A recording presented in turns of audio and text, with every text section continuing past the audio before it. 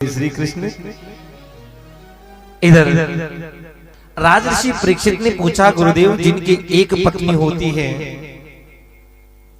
उनका जीवन भी शांतमय नहीं होता है, इनकी तो 16,108 पत्नियां हैं। जिनकी एक पत्नी है उनके घर में भी कई बार लड़ाई हो जाती है, इनके घर में तो रोज लड़ाई होती हुई। कैसे रहते हैं उनके भगवान, कैसे संभालते हैं उनको? भगवान सुखदेव कहते हैं, राजन भगवान की 16,108 पत्नियां हैं, लेकिन कभी किसी में तू में होती ही नहीं। हाँ, कभी कभार कोई पत्नी दूसरी पत्नियां थोड़ा छोटा मोटा क्रोध कर देती, लेकिन माता रुक्मिणी कभी किसी पर क्रोध करती ही नहीं। भगवान श्री कृष्ण के दरबार में छोटे से छोटा मंत्री से लेकर बड़े से बड़ा संतरी तक यही कहता कि हे प्रभु, अगला जन्म मिले और अगले जन्म में अगर कोई मां मिले, मुझे माता रुक्मिणी जैसी मां मिले।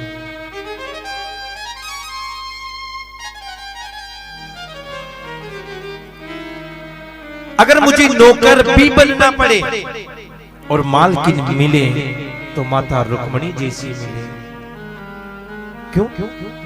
क्योंकि माता रुक्मिणी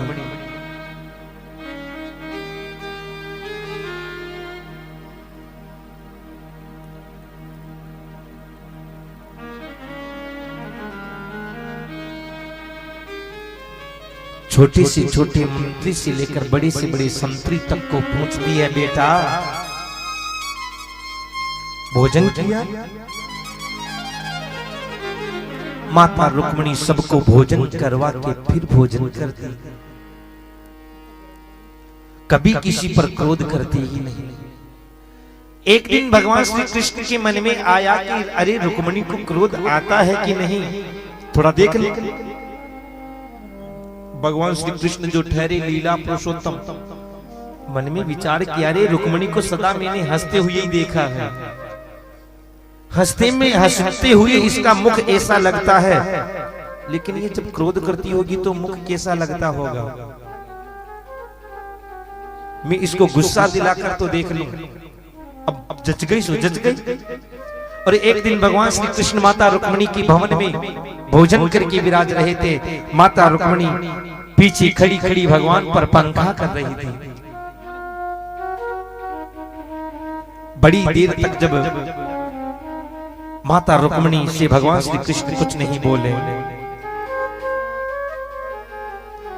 मैया रुक्मिणी ने कहा, प्रभु क्या बात है, क्या आप मुझसे नाराज हैं?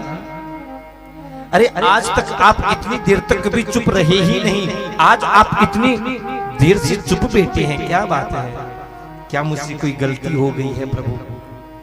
और हाँ प्रभु, हो भी सकती है, मैं एक साधारण सी स्त्री हूं, लेकिन अगर मुझसे कोई गलती हो भी गई है तो आप मुझे वो मेरी गलती बता दीजिए नहीं, ताकि भविष्य में मैं वो गलती ना करूं। और अगर आज मैं उस गलती को सुधार लूंगी तो आगे नहीं करूंगी, और अगर आप नहीं बताओगे तो फिर मैं गलती पे गलती करते जाऊंगी, मैं कैसे सुधारूंगी? भगवान श्री कृष्ण ने मन में विचार किया, आज अच्छा मौका है, आज रुक्मिणी को गुस्सा दिलाकर देख लेते हैं, क्रोध दिला के देख लेते हैं कि क्रोध में रुक्मिणी का मुख कैसा लगता है। प्रेम से बोलो, जोर से बोलो ना जी। और भगवान श्री कृष्ण माता रुक्मिणी से कह रहे हैं, और क्या कह रही हैं आइए सुनते हैं।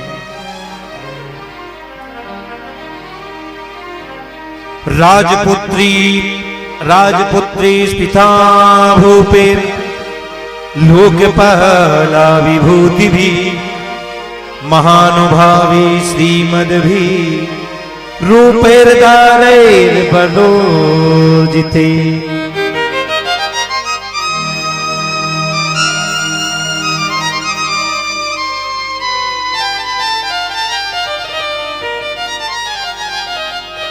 कहा, देवी तुमने सबसे पहले देखो, तुमने कोई एक गलती की हो तो मैं बताऊं, ठीक है भाई तुमने ये गलती की, अरे तुम तो गलती पर गलती, गलती पर गलती, गलती पे गलती किए जा रही हो। तुम्हारी कितनी गलतियां गिनाऊं? माता रुक्मिणी ने कहा प्रभु एक आधी बता दो। भगवान कृष्ण कहते हैं देवी तुमने सबसे पहली गलती की मुझसे शादी करके। हाँ, अरे ऐसे बड़े बड़े राजकुमारों को राजपुत्री स्पिता भूपेर लोकपाला विभूति भी, इन बड़े बड़े राजकुमारों को छोड़कर तुमने मुझसे शादी कर ली। मुझ में ऐसा क्या देखा? मुझसे शादी नहीं करनी चाहिए थी। भगवान ने देखा रुक्मिणी को क्रोध आ गया होगा। भगवान ने पीछे मुड़ के देखा, लेकिन माता रुक्मिणी पर तो कोई फर्क ही नहीं पड़ा। भगवान ने कहा अच्छा अच्छा मैं समझा, तुमने सोचा होगा जी देखो मैं तो कतई शादी नहीं करती, लेकिन मैंने शादी इसलिए कर ली तुम बलवान हो, तुम ताकतवर हो। भगवान कहते हैं देवी मैं कहां का बलवान हूं? अगर मैं बलवान होता तो धरती पर ही टिक जाता, लेकिन ये राजा लोग मुझे धरती पर तो रहते ही नहीं है। मैं इन राजाओं के डर से समुद्र में छिपकर बैठा हूं। जन्म हुआ था मथुरा में, आधा घंटा नहीं रुका कि गोकुल जाना पड़ा। 4 वर्ष गोकुल रहा, गोकुल को छोड़ के वृंदावन जाना पड़ा। वृंदावन में मैं 7 वर्ष रहा और वहां से छोड़कर मथुरा आना पड़ा। और कोई मथुरा भी ज्यादा दिन नहीं रहा, 14 वर्ष तक मथुरा रहा और यहाँ समुद्र में छिपकर बैठा था।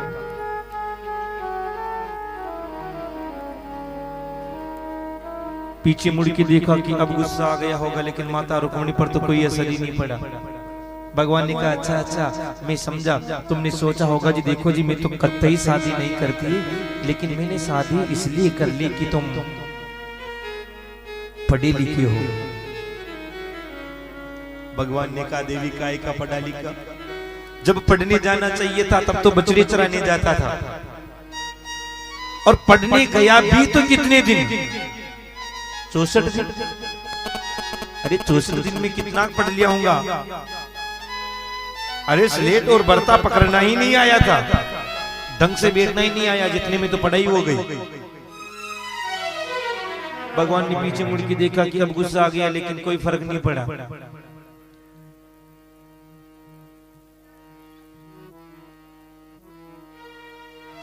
भगवान ने कहा अच्छा अच्छा मैं समझा, तुमने सोचा होगा देखो जी मैं तो तुमसे कतई शादी नहीं करती, लेकिन मैंने शादी इसलिए कर ली कि तुम सुंदर हो।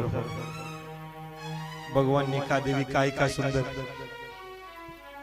जन्म लिया तब से काला, और काली नाग से जब से युद्ध कर लिया ना तब से और काला हो गया।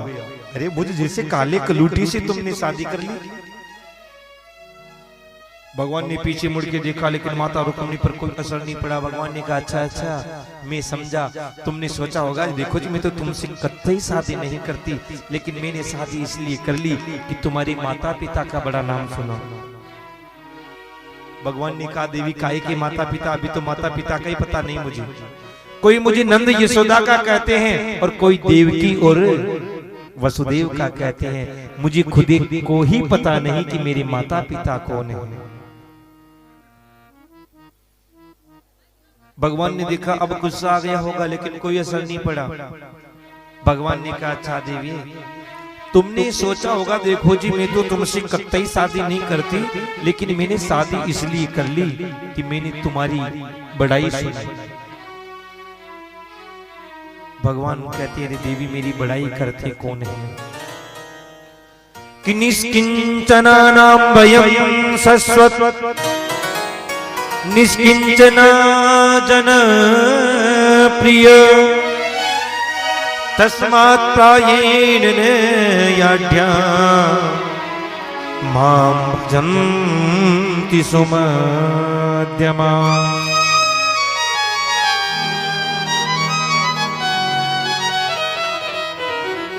भगवान कहते रे मुझे याद करते कौन है? तुमने सोचा होगा कि मैंने आपकी बड़ाई सुनी, लेकिन मेरी बड़ाई करते कौन है? जिन बाबाओं के पास कुछ नहीं होता ना, पहनने के लिए कपड़े नहीं होते हैं, खाने के लिए 2 टाइम का भोजन नहीं और सोने के लिए, रहने के लिए एक कुटिया तक नहीं, वो बाबा लोग मुझे याद करते हैं। जिन लोगों के पास थोड़ा धन होता है वो लोग तो मुझे याद ही नहीं करते, और तुम उन बाबाओं की बात में आ गई।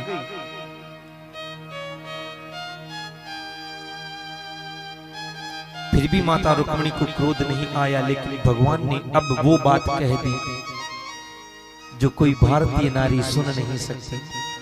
भगवान ने कहा, देवी अभी भी कुछ नहीं बिगड़ा है, अगर तुम चाहती हो तो मैं तुम्हारा दूसरा विवाह किसी सुंदर राजकुमार के साथ करवा दूं। प्रेम से बोलो जय श्री कृष्ण।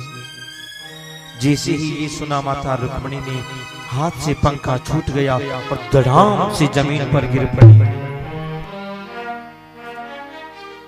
मन में विचार करने लगी, मुझ में कोई खोट रहा होगा, इसलिए मेरे प्रभु मुझे ऐसी बात कह रहे हैं। और आजकल की माताएं होती तो क्या करती?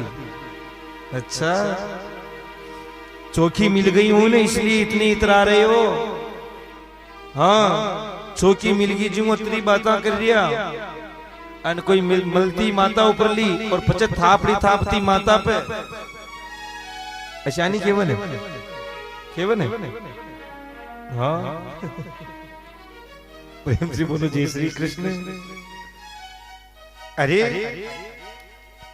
अच्छी हूं इसलिए दादागिरी कर रहे हो, लेकिन माता रुक्मिणी ने ऐसा कुछ भी नहीं कहा और मूर्छित होकर गिर पड़ी। भगवान ने देखा नहीं धड़ाम से आवाज किसकी आई, पीछे मुड़ के देखा तो माता रुक्मिणी गिर पड़ी है। भगवान ने 4 हाथ प्रकट किए, 2 हाथों से माता रुक्मिणी को उठाया, एक हाथ से पंखा कर रहे हैं और एक हाथ माता रुक्मिणी के सर पर घुमा रहे हैं और कहते हैं कि मामा वेदूर्य सूयेता जाने तुम मदपरायणा तद्वच श्रोतु कामेन क्षीवल्यत चरितांगने। देवी मैं तो तुमसे मजाक कर रहा था, ऐसी कोई बात नहीं है, मैं तुमसे केवल मजाक कर रहा था। अरे गृहस्थ में यही तो सुख है कि छोटी मोटी मजाक हो जाती है, इसलिए दुख भूल जाते हैं। माता रुक्मिणी ने एक एक बात का सुंदर जवाब दिया। कहा प्रभु आपने कहा कि मैं आपके लायक नहीं, बिल्कुल सही कहा। मैं प्रकृति से बंधी हुई एक साधारण सी स्त्री और आप परमात्मा हैं, आपका और मेरा मेल कैसे हो सकता है? आपने कहा कि मैं समुद्र में छिपकर बैठा हूं, बिल्कुल सत्य ही कहा प्रभु।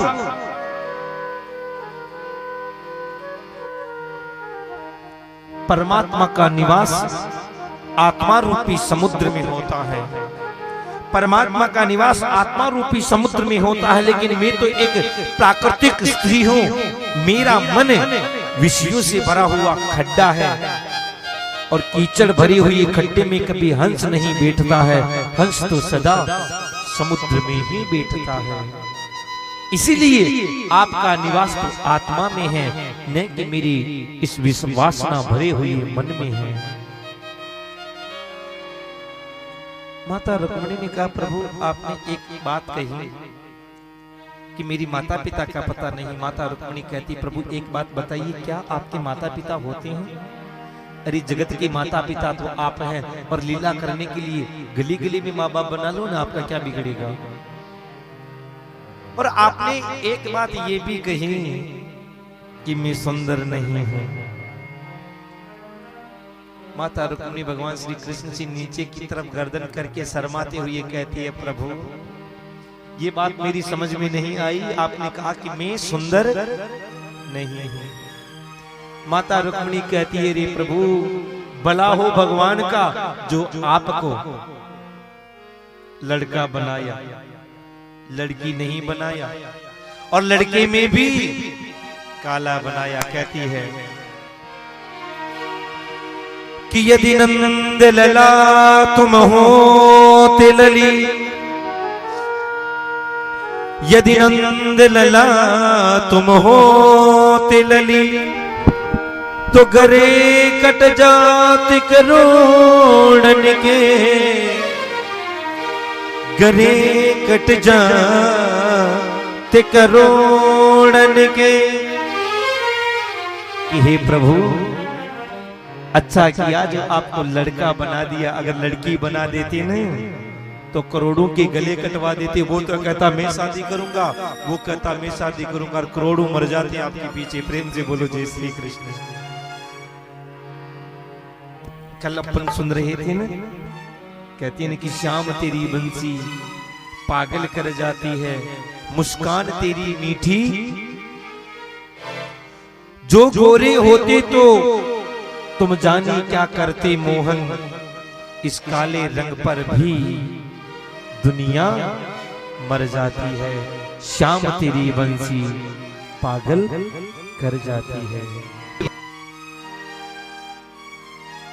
यहां माता रुक्मिणी कहती है प्रभु आपने एक बात और कही